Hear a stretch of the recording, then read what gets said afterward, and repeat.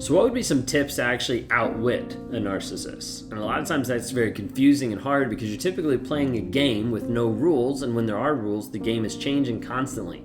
So how do we actually get to that? What do we actually do?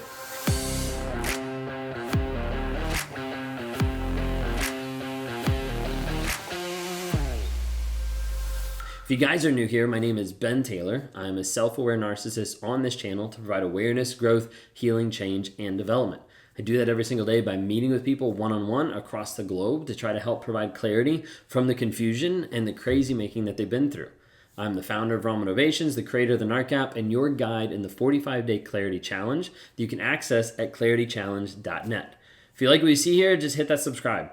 Subscribe, hit the notification so you can join the community, so you can be a part of videos that go up every single day or live Q&As, whatever it might be. Would love to have you here and would love to have you part of the survivors that are starting to learn how to thrive and grow moving forward. So when we talk about narcissists, a lot of times they're really sly. A lot of times they're really crafty, especially when we're talking about covert narcissists, malignant narcissists, communal narcissists, like a lot of different things. Like we're talking about people that oftentimes are manipulating and are going into a game of life that they're using to try to manipulate and control you. So we need to actually go in with a game plan of like, what is actually happening? What do we actually need to look at? How do we need to combat this? Okay, so we're going to talk through a couple things today. One is the mindset of a narcissist, and two is the game plan, and then three is kind of bringing it full circle of like outwitting them. What's this actually going to look like? So when we're talking about a narcissist, so we can go through the 9 traits. I'm not going to do that right now. We have other videos about that. If you want that, look that up. DSM-5, 9 narcissistic traits, okay? But we're talking about someone who's very manipulative and very good at it. A lot of times people will say like, hey, this person was really good at confusing me, really good at twisting the words, the word salad, all those kind of things, because they're about control. They're about control to be able to run away from the shame and guilt. So for me in relationships, all I wanted was to make sure I put a certain mask up for at least a period of time so I could control that person. So I could get them to the place where they were doing what I wanted. Like that was the whole idea and the concept. With that comes a huge sense of entitlement. Because if I'm manipulating and I'm controlling people, I also feel like it's justified. Like I have to feel like it's justified so I don't feel like the bad guy. So with that, it becomes entitlement. Like I'm entitled to you, I'm entitled to what I want, I'm entitled to when I want it, wherever, etc., etc. Now with this, there's an aspect of having no empathy. Like a lot of times a narcissist will have no empathy whatsoever. They will not care about you and they will not respond in a caring way or in a way that they can put themselves in your shoes and actually see it and actually understand. Now, there are narcissists out there that have empathy. I don't think all narcissists don't have empathy, but even with the empathy that's there, the shame and the guilt is bigger, which means that there's a refusal to actually tell the truth or be honest about something because of how it makes them feel. So they pull back on any empathy because that empathy giving would actually be justifying that they did something wrong and they can't handle that, okay? But anyways, so they're coming in, they're going to manipulate, they're going to come in and be able to control and be entitled, no empathy. There's a couple of different things, okay? When we talk about a narcissistic relationship, you need to understand that it is one-sided. And when it's one-sided, that one side does not include you. It's all about the narcissist. So many times people come out of narcissistic relationships and they're like, but what are they thinking about me? Like, what do they actually know that they hurt me? And like, you understand, they don't care. Like, it's not about you. And that's a hard piece for some people to swallow. And I don't say that lightly of like, oh, you're an awful person. I'm just saying, hey, you need to kind of pull back and understand like the full dynamic of it. That a lot of times a person's ego wants to be like, but what about me? It was never about you because the narcissist didn't view it about you. All they viewed was about themselves. Okay, so relationship with the narcissist is very one-sided. It's all one-sided. It's all about them. Okay, like if you think like, oh, but they were really helpful. Like they helped me around the house. They did this. Well, yeah, it was about them. Like it's how can I help to make myself look good so you praise me. Okay, well, like they didn't put me down. They didn't be mean to me. Like they were always like positive. They like put me up. Yes, because then it's still about them. Like, let me pump you up so that you feel better about yourself, which reflects back on me. Like, there's covert ways that a narcissist will do this. So I was talking with someone the other day on a one-on-one, and it was like the idea of like, you don't deserve me. You deserve so much better. I'm not so good for you. All that kind of stuff. And I was like, yeah, but that's about them. And they're like, how do you mean that's about them? I was like, because the whole idea is like, I'm so awful to you. Like you don't deserve what I'm giving you. Like you deserve better. It's put out there for the other person to be like, no, like, it's okay. Like, I want to be with you. And that's an ego fill. Like, that right there is an ego fill of like, oh, okay, yeah, I am pretty good. And that's how it gets twisted around. Okay. So the mindset, like just understanding like how it's kind of like coming together is like, you don't matter to the narcissist.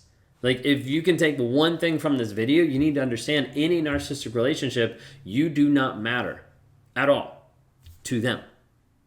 Now, the problem is a lot of times you take that and you think, well, I don't matter. That's not true. You don't matter to them. They're not valuing you in a proper way. All the narcissist cares about is themselves, being right, controlling that mask. Okay?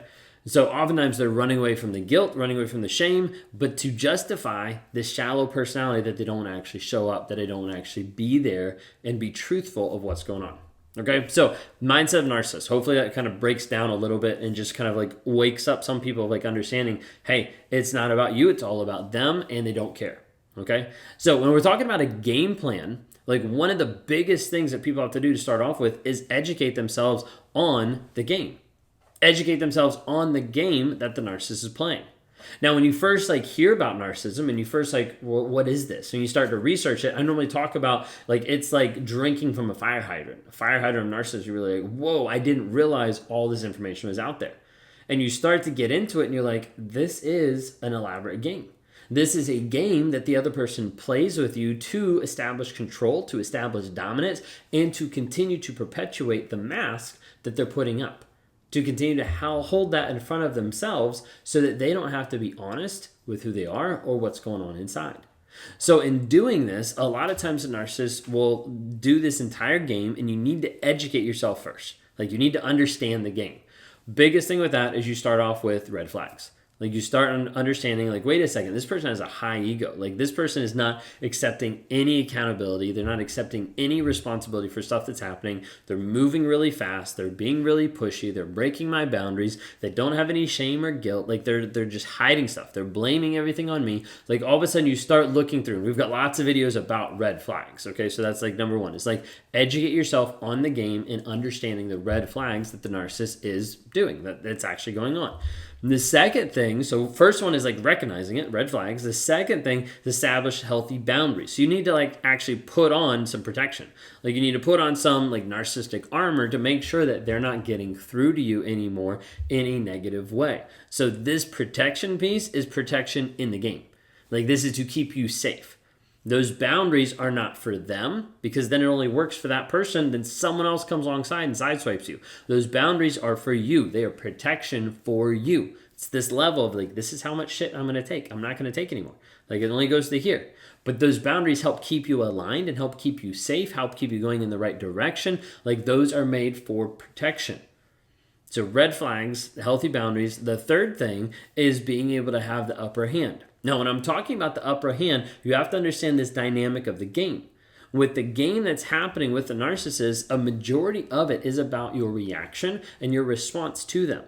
So part of it is taking back the upper hand of saying, hey, no matter what you do, I'm not going to give you the reaction that you desire. I'm not going to give you that response, that reactive abuse, that frustration, that eye roll, whatever it might be. I'm not going to give you that because that is supply. That is something that will keep perpetuating it and keeping it going.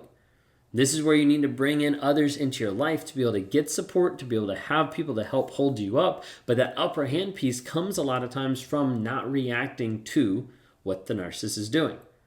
The narcissist is established and is playing a game with you.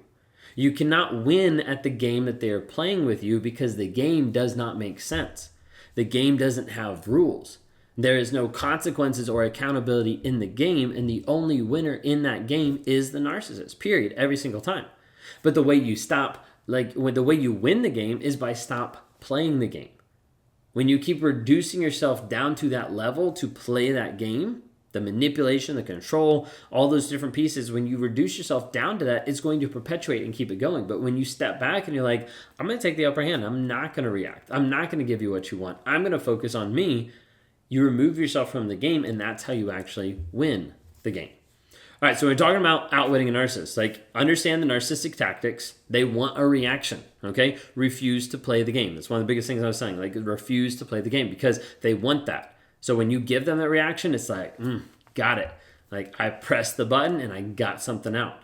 Like think of it like a vending machine. I press the vending machine button and I got something out. And guess what? I can go back up to it. I can press a different button and I'll get something else out. This is pretty cool. So that's what a narcissist a lot of times is going to do. So they're going to keep playing the game because they keep getting a reaction.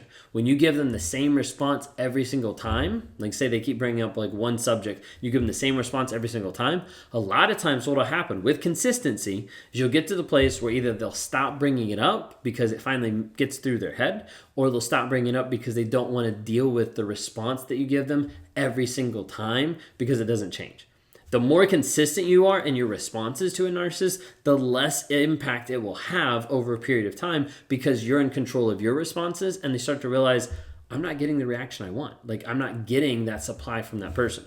Okay, so understand the tactics, neutralize their power. And so with this is the idea of like bring logic and reason, not emotion.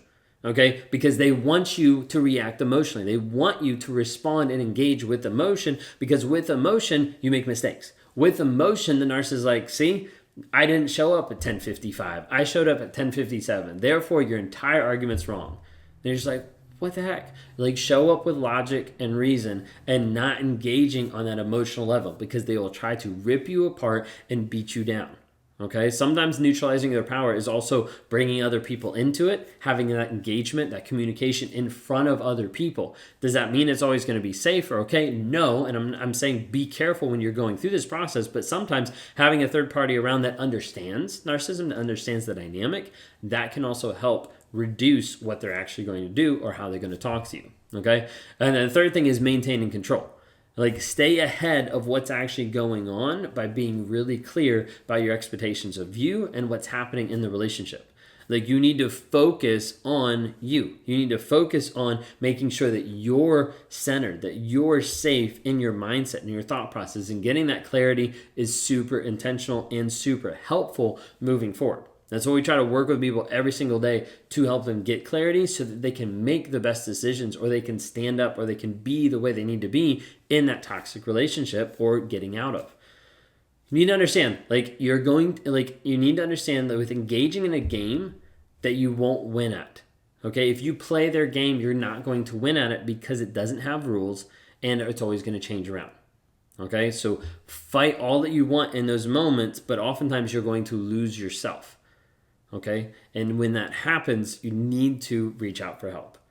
So we try to work with people every single day, helping them get back to finding themselves, get back to who they are. Would love to be able to help you in that process. You can go to rawmotivations.com. You can go to claritychallenge.net. You can join our NARC app community, anything like that. Would love to talk to you. Would love to help you on your journey and help you get clear about the crazy making that you've endured.